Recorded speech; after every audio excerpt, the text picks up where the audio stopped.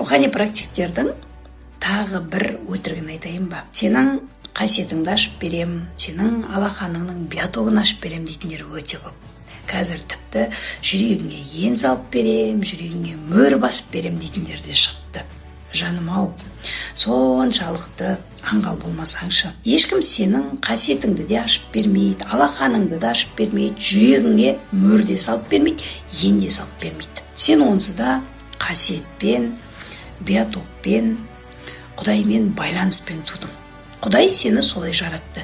Сен тек осы өзіңнің бойыңдағы ерекше қасиетіңді түсінуді, сезінуді ұмытып қалдың. Ал кейбіреулер сенің осы ұмытқаныңды ақшаға айырбастауда.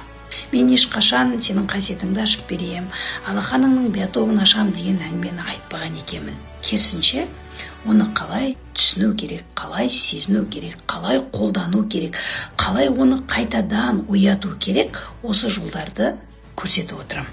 Егер сенде өзіңнің бойыңдағы қасиетіңді, алақандағы биотогыңды қалай сезінуді үйренген келсе, төменге космо деп жаз. Мен өзімнің авторлық космоэнергетика магистрлігі курсында толық ашық айтып беретін болам және үйретем.